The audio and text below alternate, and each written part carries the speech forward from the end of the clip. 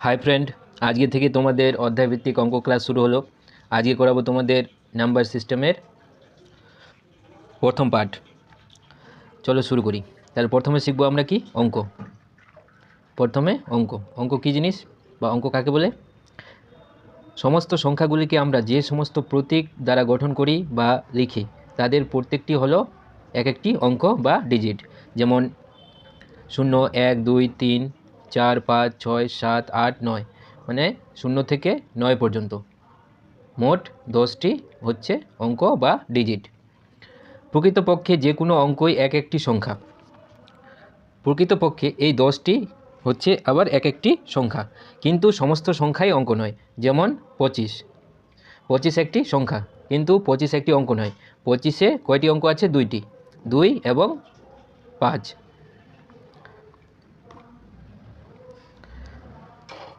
স্বাভাবিক সংখ্যা, natural number 1, 2, 3, 4, 5, 6, 7, 8 এরকম ইনফিনিটি পর্যন্ত হচ্ছে এগুলা স্বাভাবিক সংখ্যা। তাহলে স্বাভাবিক সংখ্যা শুরু হয় কত থেকে? 1 থেকে। তাই সবচেয়ে ছোট স্বাভাবিক সংখ্যা কত? 1। আর সবচেয়ে বড় স্বাভাবিক সংখ্যা পাওয়া যায় না। অখণ্ড সংখ্যা, হোল নাম্বার 0, 1, 2, 3, 4, 5, 6, 7 এরকম ইনফিনিটি পর্যন্ত এগুলো হচ্ছে অখণ্ড সংখ্যা। আর অখণ্ড সংখ্যা শুরু হয় কত থেকে? 1 থেকে, 0 থেকে। আর সবচেয়ে ছোট অখণ্ড সংখ্যা কত? 0। স্বাভাবিক সংখ্যার মতোই সবচেয়ে বড় অখণ্ড সংখ্যা পাওয়া যায় না। তারপর পূর্ণ সংখ্যা। পূর্ণ সংখ্যা কি? আমরা কি 0, 0, +1, +2, +3 এগুলো সংখ্যা জানলাম, সব হচ্ছে কি অখণ্ড সংখ্যা। কিন্তু মাইনাসের সংখ্যা যদি থাকে তাহলে -2, -3, -5, -6 এরকম যদি থাকে তাহলে স্বাভাবিক সংখ্যা 0 এবং মাইনাসের সংখ্যা সবগুলিকে একত্রে বলে পূর্ণ সংখ্যা। তাহলে পূর্ণ সংখ্যা কি? প্লাসের সংখ্যা, 0 এবং মাইনাসের সংখ্যা এগুলি সবগুলি হচ্ছে পূর্ণ সংখ্যা। পূর্ণ সংখ্যা কি? ধনাত্মক হতে পারে। পূর্ণ সংখ্যা কি? ঋণাত্মক হতে পারে। আর কি? 0 হতে পারে। তারপর যৌগিক সংখ্যা। যৌগিক সংখ্যা কম্পোসাইট নাম্বার। যৌগিক সংখ্যা কি? যে স্বাভাবিক সংখ্যা 1 এবং ওই সংখ্যা ছাড়াও অন্য কোনো সংখ্যা দ্বারা বিভাজ্য। 1 এবং ওই সংখ্যা ছাড়াও অন্য কোনো সংখ্যা দ্বারা ভাগ যায় তাদের যৌগিক সংখ্যা বলে। যেমন 4। 4 কি? 1 দ্বারা বিভাজ্য, 4 দ্বারা বিভাজ্য। 4 আবার কি? 4 আবার 2 দ্বারা বিভাজ্য। তাই 4 একটি যৌগিক সংখ্যা। 6-এর ক্ষেত্রে ওরকম। 6 1 দ্বারা বিভাজ্য, 6 দ্বারা বিভাজ্য, 6 2 আর 3 দ্বারাও বিভাজ্য। তাই 6 একটি যৌগিক সংখ্যা। ওরকম 8, 9, 10 ইত্যাদি এগুলো হচ্ছে যৌগিক সংখ্যা। সবচেয়ে ছোট যৌগিক সংখ্যা হচ্ছে 4। এটা মনে রাখবে, সবচেয়ে ছোট যৌগিক সংখ্যা হচ্ছে 4। 2 ছাড়া সমস্ত সংখ্যাই যৌগিক। জোড় সংখ্যাই যৌগিক সংখ্যা। 2 ছাড়া সমস্ত জোড় সংখ্যা যৌগিক। 2-এর ক্ষেত্রে কি জানি? 2 1 দ্বারা বিভাজ্য আর 2 2 দ্বারা, মানে ওই সংখ্যা দ্বারাই বিভাজ্য। তাই 2 একটি যৌগিক সংখ্যা নয়। কিন্তু 2 ছাড়া বাকি জোড় সংখ্যা 4, 6, 8, 10 ইত্যাদি এগুলো সব কি? 2 দ্বারা বিভাজ্য। তাই এরা সকলেই কি? যৌগিক সংখ্যা। অনেক বিজোড় সংখ্যাও যৌগিক সংখ্যা। যেমন 9, 15, 21। 9 কি? 3 দ্বারা বিভাজ্য, তাই এটি যৌগিক সংখ্যা। 15 5 দ্বারা বিভাজ্য, 3 দ্বারা বিভাজ্য। 21 3 দ্বারা বিভাজ্য, 7 দ্বারা বিভাজ্য। তাই এরা কি? যৌগিক সংখ্যা। তাই বলছে অনেক বিজোড় সংখ্যাও আছে যারা যৌগিক। তারপর মৌলিক সংখ্যা, প্রাইম নাম্বার। যে সমস্ত সংখ্যা শুধুমাত্র 1 এবং ওই সংখ্যা ছাড়া অন্য কোনো সংখ্যা দ্বারা বিভাজ্য নয়। শুধুমাত্র 1 এবং ওই সংখ্যা দ্বারাই বিভাজ্য, অন্য কোনো সংখ্যা দ্বারা বিভাজ্য না, তাদের মৌলিক সংখ্যা বলে। এক্সাম্পল যেমন 2, 3, 5। 2 1 দ্বারা বিভাজ্য, 2 দ্বারা বিভাজ্য। 3 কি? 1 দ্বারা বিভাজ্য আর কি? 3 দ্বারাই বিভাজ্য, ওই সংখ্যা দ্বারাই বিভাজ্য। তাই এরা সকলেই কি? মৌলিক সংখ্যা। আর সবচেয়ে ছোট মৌলিক সংখ্যা হচ্ছে 4। 4 বলছি 2, সবচেয়ে ছোট মৌলিক সংখ্যা 2। অনেক বিজোড় সংখ্যা যৌগিক, এটা বললাম আগে। 1-এর ক্ষেত্রে কি? 1 যৌগিকও নয়, 1 মৌলিকও নয়। 1 হচ্ছে স্বাভাবিক বিজোড় সংখ্যা। 1 হচ্ছে কি? স্বাভাবিক বিজোড় সংখ্যা। আর 1 হচ্ছে সবচেয়ে ছোট বিজোড় সংখ্যা, সবচেয়ে ছোট বিজোড় সংখ্যা। পরস্পর মৌলিক সংখ্যা কোপ্রাইম নাম্বার এমন দুটি সংখ্যা যাদের এক ছাড়া অন্য কোনো সাধারণ উৎপাদক নেই তাদের পরস্পর মৌলিক সংখ্যা বলে, যেমন 4,9। তাহলে 4-এর উৎপাদক কি? 2 2 4, 2 1 2। 9-এর উৎপাদক 3 3 9, 3 1 3। তাহলে 4 উৎপাদক 2 × 2 × 1। 9-এর উৎপাদক 3 × 3 × 1। তাহলে 1 তো সাধারণ থাকবেই, 1 ছাড়া অন্য কোনো সাধারণ উৎপাদক নেই, তারা হচ্ছে পরস্পর মৌলিক সংখ্যা। 9-এর উৎপাদক কি? 16-এর উৎপাদক 2 8 16, 2 4 8, 2 2 4, 2 1 2। তাহলে 9-এর উৎপাদক 3 × 3 × 1। 16-এর উৎপাদক 2 × 2 × 2 × 1। তাহলে কি 1 তো কমন থাকবেই, সাধারণ থাকবেই, কিন্তু 9-এর ক্ষেত্রে 2টা 3 আছে আর 16-এর ক্ষেত্রে 3টা 2 আছে। তাহলে 1 ছাড়া অন্য কোনো সাধারণ উৎপাদক নেই, তাই 9 এবং 16 পরস্পর মৌলিক মৌলিক সংখ্যার ক্ষেত্রে পরস্পর মৌলিক সংখ্যার ক্ষেত্রে দুটি সংখ্যা মৌলিকও হতে পারে, দুটি সংখ্যা যৌগিকও হতে পারে, এমনকি একটি যৌগিক আর একটি মৌলিকও হতে পারে। মূলদ সংখ্যা যে সমস্ত সংখ্যা p/q আকারে প্রকাশ করা যায়, যেমন যেখানে p আর q দুটোই পূর্ণ সংখ্যা। পূর্ণ সংখ্যা মানে কি? মাইনাসের সংখ্যা, শূন্য এবং প্লাসের সংখ্যা, এগুলো সব কি? পূর্ণ সংখ্যা। তাহলে p/q মানে ভগ্নাংশ আকারে প্রকাশ করা যায় এবং দুটাই p আর q দুটাই কি? পূর্ণ সংখ্যা, এবং q ≠ 0 মানে q এর মানটা শূন্য হবে না, নিচে শূন্য হবে না, তারাই কি? মূলদ সংখ্যা, তাদেরকে মূলদ সংখ্যা বলে। যেমন 2/3, এখানে p বলতে 2, q বলতে কত? 3। তাহলে 2 আর 3 উভয়ই হচ্ছে পূর্ণ সংখ্যা, তাই 2/3 একটি মূলদ সংখ্যা। ওরকম 5/6। শূন্যর ক্ষেত্রে 0 সমান কি জানি? 0/1। তাহলে p এর মানটা এখানে কত? 0, q এর মানটা কত? 1। 0 আর 1 দুটাই হচ্ছে পূর্ণ সংখ্যা, তাই 0টা একটা কি? মূলদ সংখ্যা। ওরকম যদি বলি -1/2, এটাও একটা মূলদ সংখ্যা, কারণ -1টা হচ্ছে পূর্ণ সংখ্যা আর 2টা হচ্ছে কি? পূর্ণ সংখ্যা। তাহলে -1/2 এটা হচ্ছে মূলদ সংখ্যা। 1-এর ক্ষেত্রেও 1 সমান কি লিখতে পারি? 1/1। তাহলে এটা p আর q এর মানটাও 1, তাহলে কি 1 হচ্ছে পূর্ণ সংখ্যা, তাই 1 একটি মূলদ সংখ্যা। অমূলদ সংখ্যা মূলদ সংখ্যার বিপরীত, যে সমস্ত সংখ্যা p/q আকারে প্রকাশ করা যায় না, যেখানে p আর q দুটোই পূর্ণ সংখ্যা এবং q ≠ 0, তাদের অমূলদ সংখ্যা বলে। যেমন পাই, √2, √7, এগুলো হচ্ছে অমূলদ সংখ্যা। তারপরে বাস্তব সংখ্যা কি?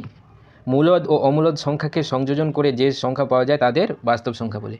বাস্তব সংখ্যা বলতে আমরা যেসব সংখ্যা পড়লাম, স্বাভাবিক সংখ্যা, অখণ্ড সংখ্যা, পূর্ণ সংখ্যা, মূলদ সংখ্যা, অমূলদ সংখ্যা, এই সব সংখ্যাকে একত্রে কি? বাস্তব সংখ্যা বলে।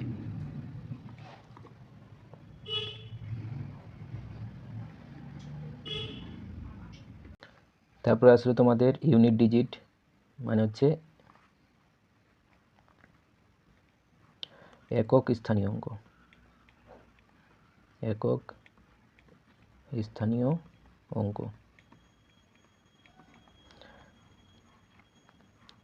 একটা সংখ্যা নিব, তার পাওয়ার, এর নিচেরটাকে বলে ব্যাস বা নিধান, আর এটা হচ্ছে সূচক বা ইন্ডেক্স। তাহলে বলবে এই সংখ্যার একক স্থানীয় মান বা অঙ্ক কত। তাহলে কি বলেছে নিয়মটা? ব্যাস বা নিধান এর একক স্থানীয় অঙ্ক 0, 1, 5, 6 হয়, তবে সূচক যতই হোক ইউনিট ডিজিট একই থাকবে। তাহলে সংখ্যাটা কী ছিল? 125, তার পাওয়ার ছিল 1 2 4 5। নিয়মটা কি বলছে? ব্যাসের একক স্থানীয় অঙ্ক 0, 1, 5, 6, তাহলে এখানে কত আছে? 5। তাহলে সূচক যতই হোক এর একক স্থানীয় মান একই থাকবে, 5 আছে, 5ই থাকবে। আরেকটা সংখ্যা নিই, 250 এর উপরে একটা সূচক, এর একক স্থানীয় মান কত আছে? 0। 0 থাকলে কি একই থাকে, 0ই হবে। তারপরে নিব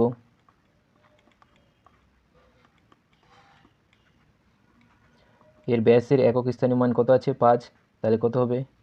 5 হবে।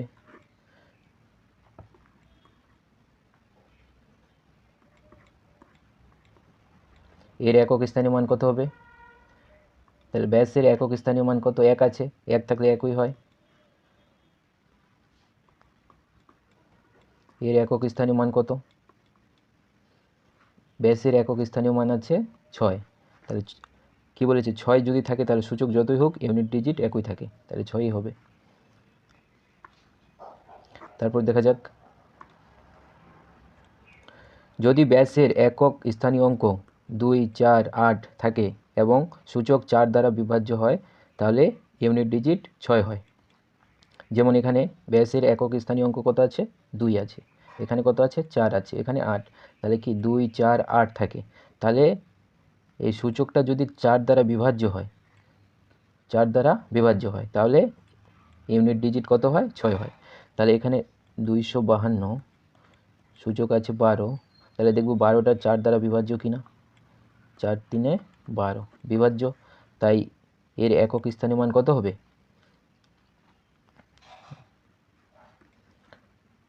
352 ছিল।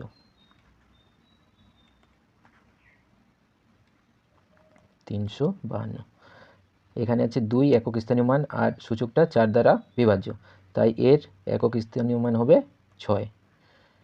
এখানে দেখি 654, এর পাওয়ার আছে 232। ব্যাসের একক স্থানীয় মান কত আছে? 4, আর সূচকটা 4 দ্বারা বিভাজ্য কিনা। 4 5 20, 3 2 4 8 32, 4 দ্বারা বিভাজ্য, তাই এর একক স্থানীয় মান কত হবে? 6। আরেকটা এটা দেখি, 128, পাওয়ার আছে 120। 120টা দেখব 4 দ্বারা বিভাজ্য কিনা। 4 3 12 0, 4 দ্বারা বিভাজ্য, তাই এর একক স্থানীয় মান কত হবে? 6।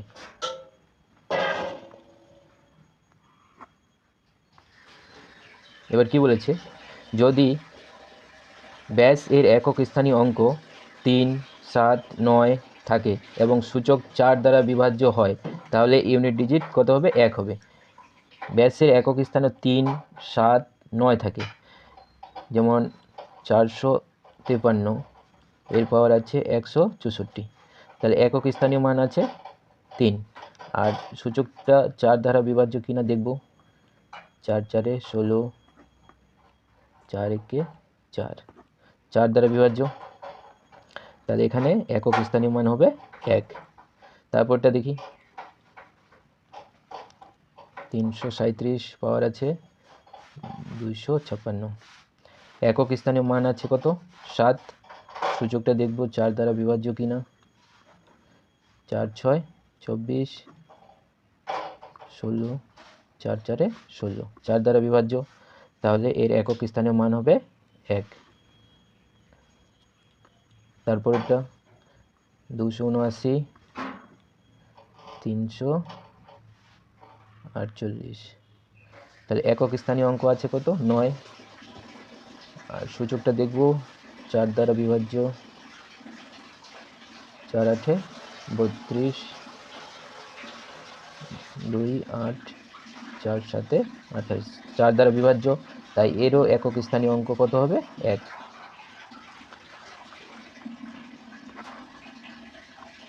এবার কি বলেছে, যদি সূচক 4 দ্বারা বিভাজ্য না হয়, যেমন একটা সংখ্যা নিচ্ছি,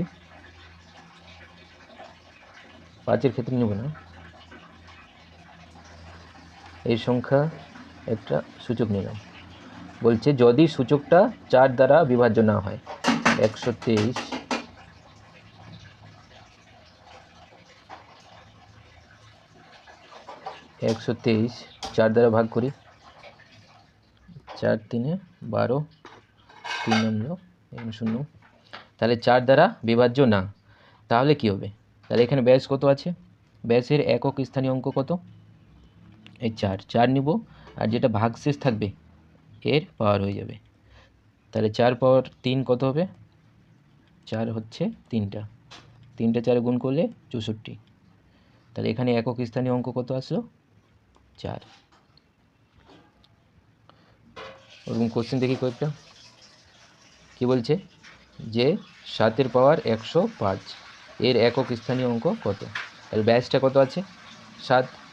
আর পাওয়ারটাকে কি করব? 4 দ্বারা ভাগ করব।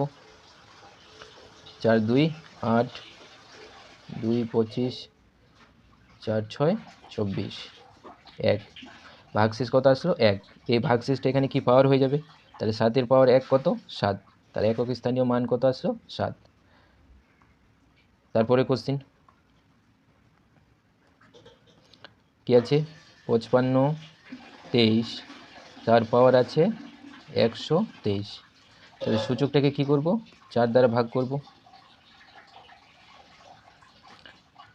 4 3 12, 3 নামলো, ভাগশেষ কত? 3। তাহলে এখানে ব্যাসের একক স্থানীয় অঙ্ক কত আছে? 3। 3 বসাবো। এই ভাগশেষটা কি এখানে পাওয়ার হয়ে যাবে? 3 পাওয়ার 3 মানে কি? 3টা 3 গুণ, তাহলে কত? 27। তাহলে একক স্থানীয় মান কত আসলো? 7।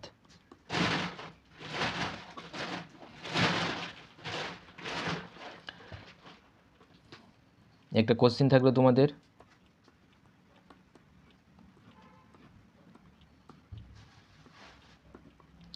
সংখ্যাটিতে একক স্থানীয় মান কত? এটার অ্যান্সার করে তোমরা অবশ্যই কমেন্ট বক্সে জানাবে। তারপরে দেখি face value and place value. Face value হচ্ছে প্রকৃত মান, প্রকৃত মান। প্লেস ভ্যালু হচ্ছে স্থানীয় মান, স্থানীয় মান।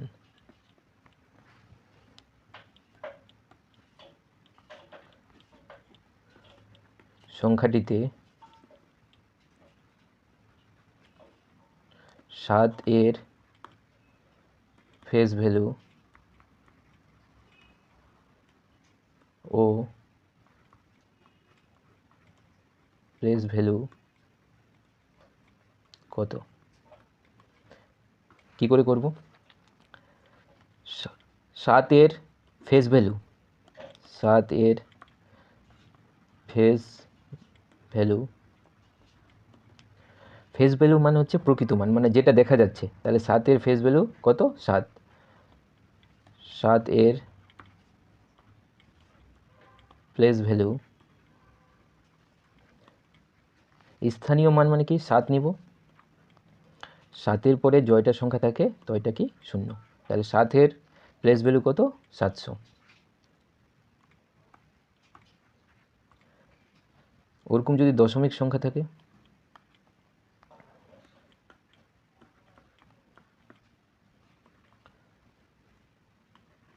সংখ্যাটিতে 6 এর ফেস ভ্যালু ও প্লেস ভ্যালু কত? কি করব? এবার কি বলেছে? দশমিকের পরের সংখ্যার বলেছে। তাহলে 6 এর ফেস ভ্যালু, ফেস ভ্যালু মানে কি আমরা জানলাম? যেটা প্রকৃত মান, মানে যেটা দেখা যায় সেটাই। তাহলে 6 এর ফেস ভ্যালু হচ্ছে 6, আর 6 এর প্লেস ভ্যালু 6 নিব। 6 এর সামনে দশমিক পর্যন্ত কয়টা সংখ্যা আছে? একটা। তাহলে সামনে একটা 0 নেব, আর কি নেব? দশমিক। তাহলে 6 এর প্লেস ভ্যালু হলো 0.06।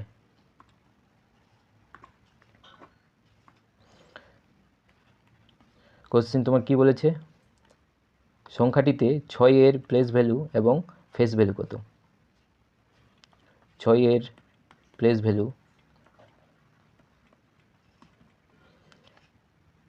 6 নেব, 6 এর পরে কয়টা সংখ্যা আছে? 4টা, 4টা শূন্য।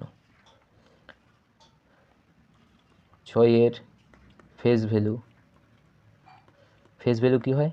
ওটাই 6। কি বলছে? এদের পার্থক্য কত? পার্থক্য কী করব? মাইনাস করব প্লেস ভ্যালু থেকে ফেস ভ্যালু, 5994। তারপরে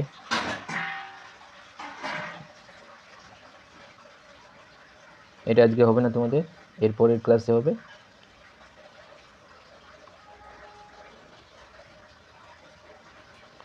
আর তোমাদের জন্য একটা কোশ্চেন,